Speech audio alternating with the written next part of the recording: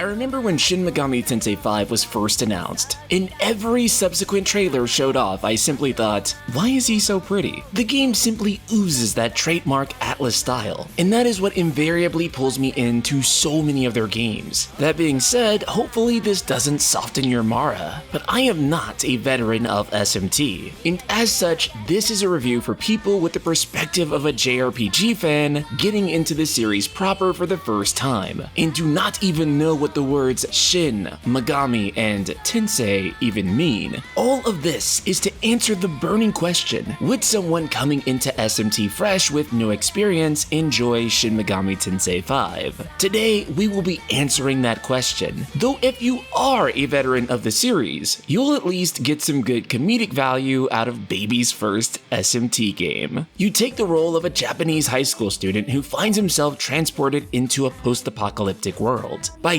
DNA digivolving with Algami, you become the Nahobino, a being that is half human, half demon, in a dreary wasteland, all so that you can something punch God in the face. If you're completely unfamiliar with SMT, it's kind of like another game where you also collect various monsters and make them battle. Starts with a P, that's right, you guessed it, Pokemon. Though fun fact, SMT actually predates Pokemon, though this game is easily one of my favorites in the monster training genre ever, and distinguishes itself in multiple ways. SMT5 is one of the most addictive video games I've ever played, and I mean that in the best way possible. In order to get demons to join your party, you'll have to negotiate with them, and negotiations in this game absolutely feel like you are talking to a real demon, and I mean a real demon. Simply press talk, and then the demon will begin intense dialogue, like, let me get about tree fitty. Okay, so you give him the money, and the demon is gonna be like, let me get another tree fitty. Okay, so you're kind of broke and mad at this point, but you give him more money anyways, because you need that demon in your party, so you do it. You give this demon your life savings, and then he's like, never mind, you're kind of a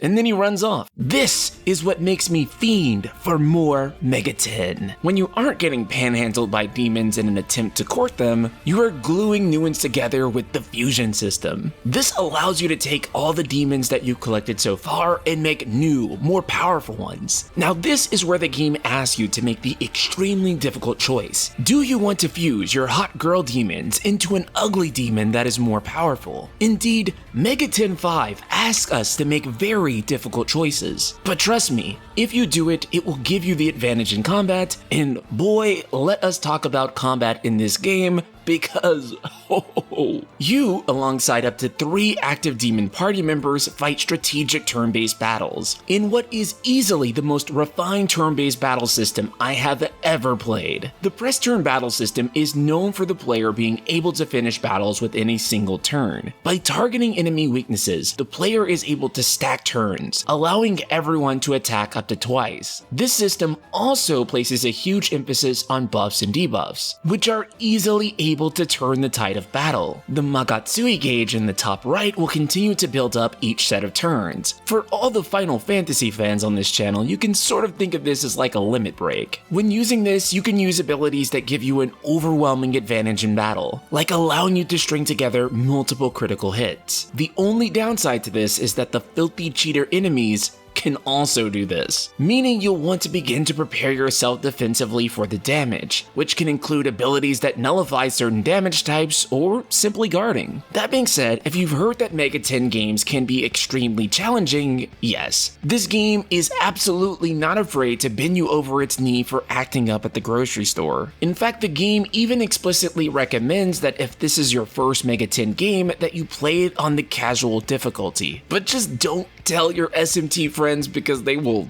definitely make fun of you. Though this challenge is one of the brightest aspects of the game, SMT invokes a feeling of difficulty that is better described as fair. Go into a fight and a boss one-shots you? Aside from being severely underleveled, it's probably your fault for not having your affinities properly set. Does a boss seem impossible? I promise you they're not. You simply need to go back and fuse the appropriate set of demons. Run out of money in this game? Simply stop being poor. Mega 10 V asks asks that you engage with its systems actively, with an extremely satisfying gameplay loop that rewards the player for using everything at their disposal, and not in an imposing way, but one in which keeps you fully immersed in the game's world. Shin Megami Tensei V's combat achieves what I think is the hallmark of any truly great turn-based game. It made me feel like a strategic genius. If you love the feeling of sitting your controller down and processing how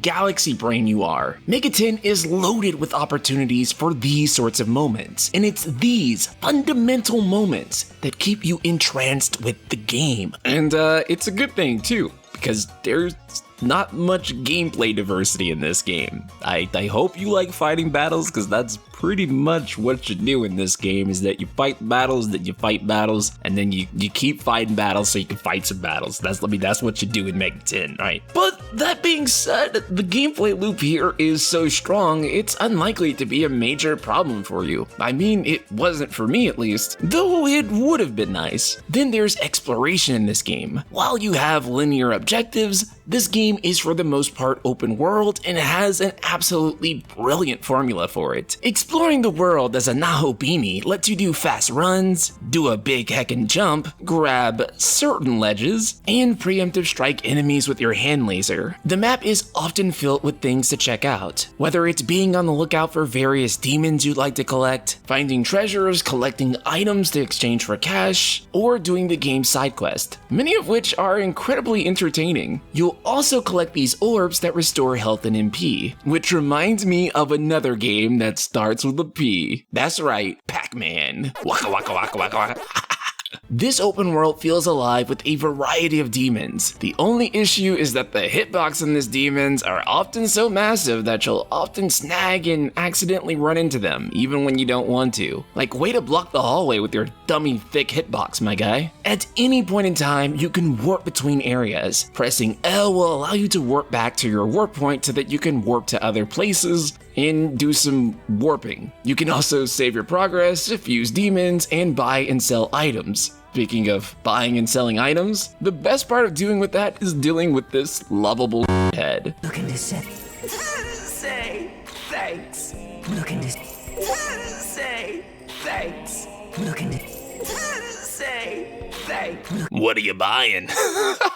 There are also some really brilliant side quests in this game that are genuinely entertaining and actually show the nature of the demons, and that is that they are always up to something shady. Demons are always trying to get you to kill other demons for $20 and some experience points. You may come into a dispute between two demons and have to hear both sides of the story before you decide who to side with, ultimately tying back into the game's themes about philosophy and selling you on a world run by these creatures that are somehow both endearing and malicious. In a world where most other JRPG side quests are about finding lost cats, this stands out in a very positive way. You might be wondering why I haven't mentioned much about the game's story yet, considering how much of a focus that is for me personally. And the answer really is, this is much more of a gameplay-driven experience. The story was aight, but I can't say that's what ultimately grits me about this game, as it just doesn't try to do what the traditional narrative-driven JRPG does. So don't go in expecting the large emphasis on narrative and characters like you would in a typical JRPG. You want a waifu? Be a Chad and date succubus. SMT is more about the philosophy driving it, delivering its world building through interactions with demons, environmental storytelling, and these sorts of things. While this might be initially disappointing to fans who expect the typical JRPG flair, you come to appreciate it as something unique that SMT provides. The music in this game bangs like it needs an air. However, there isn't a terribly strong diversity of tracks, though the ones that are there will keep you jamming the entire journey long. And then there's the graphics of this game. This game is absolutely gorgeous. Unfortunately, while there is something truly special about this visual style, the rendering is tragically held back by the Switch. While playing this, I couldn't help but imagine how much better this would look on a PlayStation or a PC. Saddest part is, it's still one of the best looking games on Switch. Clearly, I ain't no digital foundry, but I think this game's internal resolution is running like maybe slightly above 720p, extremely muddying the visuals on what is otherwise a fantastic looking game. And the game runs at 30 frames per second, usually, but expect some slowdowns trying to process all these demons. But with all of this said and done, Shin Megami Tensei V is likely JRPG of the year, if not